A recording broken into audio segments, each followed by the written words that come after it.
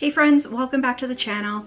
So today I wanted to talk to you about this book, Campfire by Shawn Sarles, and I had this as part of my summer TBR because I was wanting all of those camping feels. I used to do a lot of camping when I was growing up, and on top of that, this story also takes place in the 90s, so I was looking for a ton of nostalgia with this book, and unfortunately it just didn't live up to what I was looking for, but I'll get into that more during the discussion. So just to get into the synopsis quickly, we follow Maddie Davenport, and I believe she's about 16, and her family are on a camping trip in the backwoods. So they're with a guide and they're in the middle of nowhere, and they decide to tell some spooky stories around the campfire. And one of the stories is about mountain men who kill people and they carve antlers in their foreheads as their mark. And the next morning, the story comes true, and now Maddie and her family are lost in the woods and they're being hunted by killers. So overall, this sounds like an amazing concept for a story. So like I said, I loved camping when I was growing up. So I was looking for a lot of the atmosphere of being in the woods and barbecuing or campfires and telling the spooky stories and all of that sort of thing. And this also takes place in the 90s, like I said, so I was looking for all of the 90s nostalgia in this story as well. But unfortunately, I didn't get any of that. So this does have to do with camping in the fact that, you know, obviously they're sleeping in tents and they're telling spooky stories around a campfire, but it doesn't really go any further than that with what camping is truly like. And so Maddie, our main character, she goes on jogs pretty much every morning. And the only reason you could tell it was during a camping trip was she was jogging amongst trees instead of jogging on the street. And like I said, they're sleeping in tents. It really didn't have a whole lot of atmosphere. And it says that the story takes place in the 90s, which, I mean, we all know that nostalgia is a really, really big thing right now. So if that was something that was put in the synopsis, I would think that that's something that they're going to really concentrate on.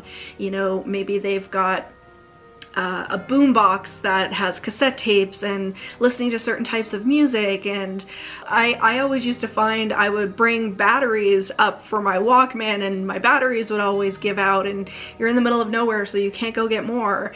And it just really, really fell flat with the atmosphere, I have to say. And as someone, like I said, who's camped a lot when they were growing up, I was really, really disappointed with the atmosphere of this book. And then on top of that, when it comes to the characters, there were so many characters. So you have our main character, Maddie, who is going camping with her best friend and her dad.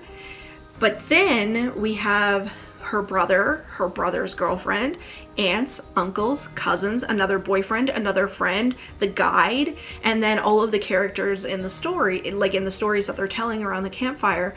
So I found that there was so many characters. First off, I was just completely confused. I'm like, I can't keep track of all these people.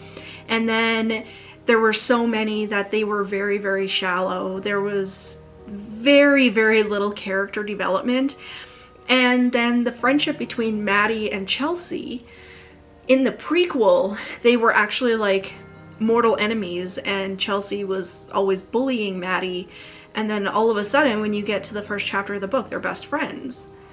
So I'm like, did I miss something along the way? Like, I know that that happens with girls, but it really didn't get into it a whole lot. The characters were written very, very shallow, and there were just way, way too many of them. And then as for the story itself, the main part of this story was based around the evening times when they're getting ready to sit around the campfire and tell their stories, but it really concentrated on like this dysfunctional family where parents would have too much to drink, and then they're yelling and screaming and calling this person a name, and they're punching that guy in the face. And even the teenage drama was just really, really cringy. Even there's one specific part where a guy says something and one of the girls has a crush on him or whatever, and it's just really, really cringy.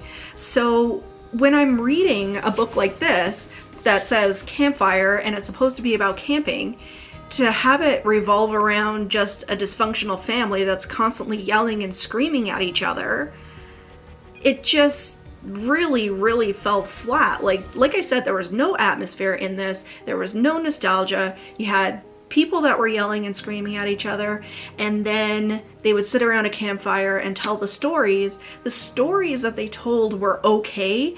I thought that they could have been done a lot better, but it's like then the story would cut off and, you know, they're just back to their normal daily routine that didn't include anything that you would really do if you were out camping.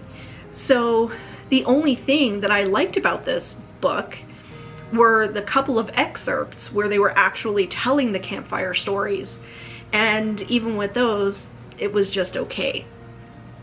So with all of that, you have this dysfunctional family, way too many characters, and then there's a situation that happens.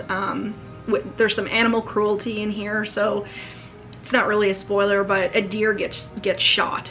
And that scene, something happens during that scene that was so stupid to me that it took me right out of the book. I was so frustrated and angry that I was like, this doesn't even make any sense. So I don't want to read about this family who's just yelling and screaming at each other. A deer gets shot and they do something that's just totally frustrating. There's no nostalgia. And then the ending was basically taken from a blockbuster movie and jammed into this and made it fit into the story. It was really just a complete disappointment from cover to cover. I really, really, really did not like this book. It's one of my worst reads of the year. I was looking for something that it spoke about in the synopsis, and the book was something completely different.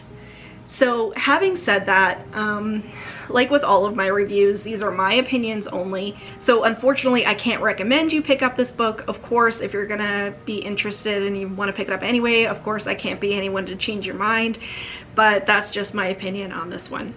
So there you go, that is my honest review of Campfire by Shawn Sarles. If you enjoyed this video, please make sure to give me a thumbs up and leave me a question or a comment down below. Have you read this book? What did you think of it? Are you planning on still picking it up? Let me know down in the comments and we'll have a chat about it. But until next time, stay spooky, guys.